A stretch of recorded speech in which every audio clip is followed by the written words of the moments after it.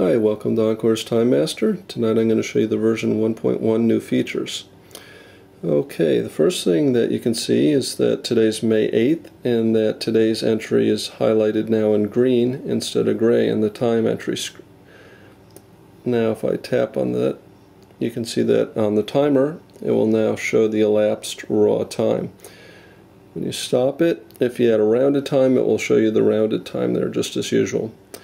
The other neat thing now is that if you tap on one of the older entries, it will give you an option of three things that you can do. Either you can cancel and you'll just go back to that screen.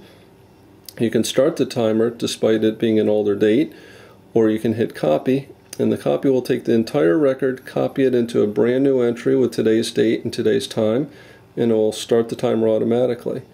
If we go into that, we can see that it actually picked up the project, the task, and even the comments for that entry.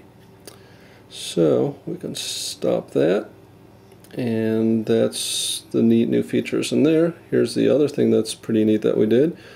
The user request is we've added in some quick buttons here. So say that you wanted to add 10 minutes to this entry. Tap on that, another 10 minutes, subtract a minute. So that will give you a real quick entry for adjusting the time when you need to. Okay, the other thing we did is if you're a night shift worker, one of the issues you might have is that if you work from 8 at night to 6 in the morning, that the entry for 5/7 you can see is in gray in color.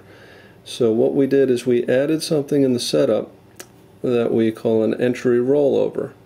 And what you can do is if you know that you never work past, say, like 11 a.m., even with some overtime, 6 to 11, we can set that to 11, and what that will now do is that will give us an extra couple hours for that entry, so that you can see that even though it has 5/7's date on it, that we can still start and stop the timer without us asking any questions. So, and the other thing we added in there in the setup is we have a new feature called Start Old Entry.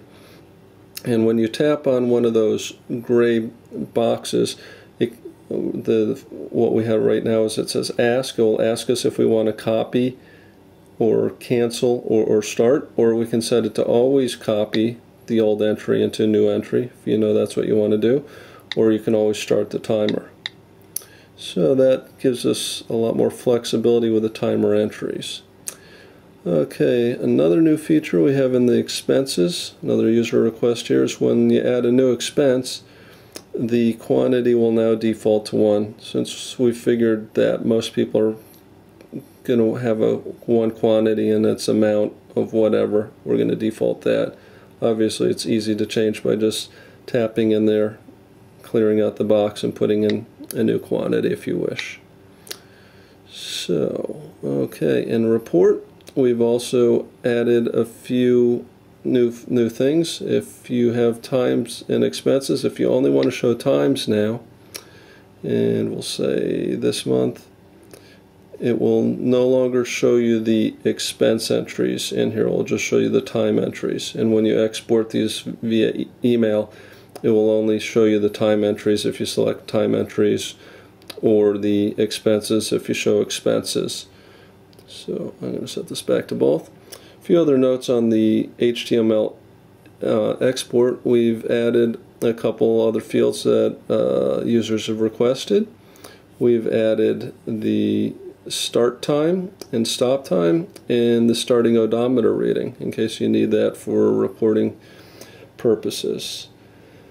Okay, and the last thing to show you is on the report. When you go into one of the details for the records right now, instead of showing, we used to show the hours, minutes, and seconds up here, now we're showing the fraction, because if somebody's going to use this for billing, they're going to need to know the fraction, not the time.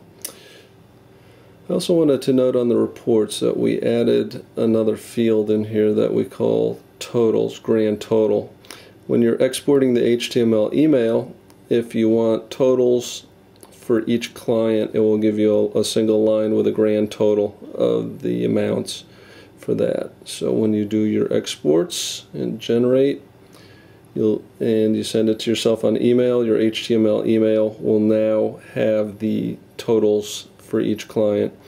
We also cleaned up a little bit of the output for HTML, so it should make it a little bit better if you're using it to copy and paste into programs such as Excel on the PC from Firefox or Internet Explorer. So that pretty much wraps it up. Thanks for watching.